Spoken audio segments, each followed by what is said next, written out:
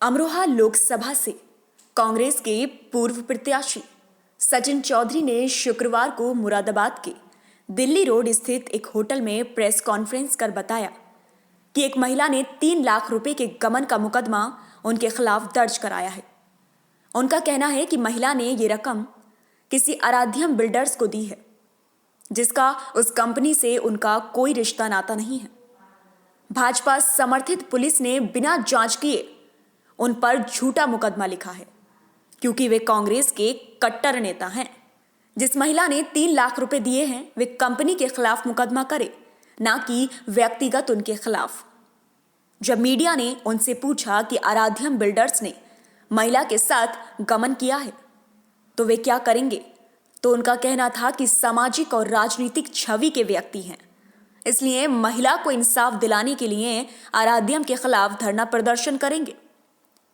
जब उनसे कहा गया कि आराध्यम की वर्तमान स्वामी उनकी पत्नी आभा चौधरी हैं, तो क्या वे उनके खिलाफ भी कोई एक्शन लेंगे, तो कहीं जाकर नेताजी की जुबान धीमी हो गई और बोले पुलिस जांच करे तभी मुकदमा लिखे। आपका मेरा कहना यह है, ना तो मैं किसी कंपनी में हूं, ना मैंने किसी से पैसे लिए हैं। इसकी जांच कराई जाए, इस तरह के झूठे मुकदमे करके हमें बदनाम ना किया जाए। मैं इसकी जांच की मांग करता हूं और जिन्होंने भी ये कृत्य किया है उनके खिलाफ भी कार्रवाई हो, क्योंकि मैं एक पॉलिटिकल आदमी हूं, इसलिए मुझे बदनाम किया गया। आज सुबह मैंने पेपर पढ़े, किसी ने कहा कि 3 लाख रुपए किससे लिए गए। मैं अपने सारे अकाउंट नंबर सार्वजनिक करने को तैयार हूं, लेकिन जिन्होंने दिए हैं वो भी अपने सार्वजनिक तैयार हो जाएं देने के लिए। और मुझ पे मुकदमे लगाने कोई लाभ होगा नहीं, क्योंकि हम पे कुछ है नहीं, ये कुछ साबित भी नहीं कर पाएंगे। सही से जांच करा लें। मैं किसी कंपनी में नहीं, मेरे नाम कोई भी कंपनी हो तो मुझे एक भी कंपनी खोल के दिखा दो आप। आराध्यम में पहले आप थे? 2018 को मैंने कंपनी से रिजाइन कर दिया था। उसके बाद से मेरा आराध्यम से कोई मतलब नहीं है। और रही बात, जब आप किसी कंपनी को छोड़ देते हैं, बेच देते हैं या उसमें नहीं होते हैं, तो वो कंपनी की जिम्मेदारी होती है, उनके प्रॉपर्टी की जिम्मेदारी होती है। आईडी मिलाओ। जी जी। तो ये सब झूठे मुकदमे मुझ पे लगाए जाते हैं। पहले भी झूठे मुकदमे लगाए गए हैं। हम इनसे नहीं डरते हैं और इसकी सही से जांच हो।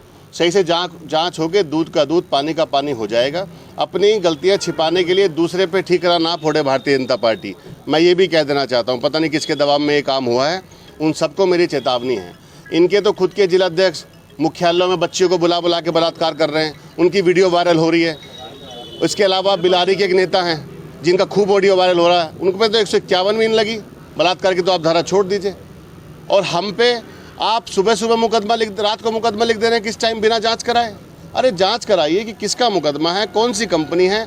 और मैं तो सुबह पढ़ के बड़ा ताज्जुब हो गया कि वो लिखा है कि 3 लाख रुपए मुझे दिए, कौन से खाते में दिए सार्वजनिक करो। अगर मुझे दिए तो मैं वापस दूंगा, लेकिन अगर मुझे नहीं दिए तो माफ़ी मांगी जाए इस बात के लिए जिसने भी कार्य कराए हैं। मेरा नाम बीना देवी। बीना देवी जी, क्या था पूरा मामला, जरा डिटेल से बताएं। जी, हमारे पास एक एजेंट आए थे, बलवीर वर्मा। उन्होंने बताया आराध्या में ज़मीन बिक रही है, प्लॉट बिक रहे हैं और इस समय बहुत सस्ते हैं। 6 महीने बाद ही मैं आप 3-3 लाख में एक खरीदेंगे, 4-4 लाख में एक खरीद लूँगा मैं आपसे, और आपको कहीं जाने की ज़रूरत नहीं, मैं ही ले जाऊँगा। तो हमने सोचा चलो इतना 6 महीने में 1 लाख रुपए बढ़ रहा है तो कोई बात नहीं है। उसकी बातों में आने के बाद एक प्लॉट मैंने और एक प्लॉट मेरे बेटे ने, दोनों ने खरीद लिया। इनको चेक दिए और ले जाने के बाद इन्होंने जो है 6 महीने तक हम चुप रहे। 6 महीने बाद हमने उससे कहा, बलवीर वर्मा से, तो बोला अभी थोड़े दिन और रुक जाओ, मेरे पास पैसे का इंतजाम नहीं हो पा रहा है, मैं खरीदूंगा, आप चिंता मत करो। ये परवीन है कौन? बलवीर वर्मा पता नहीं, इनका एजेंट है।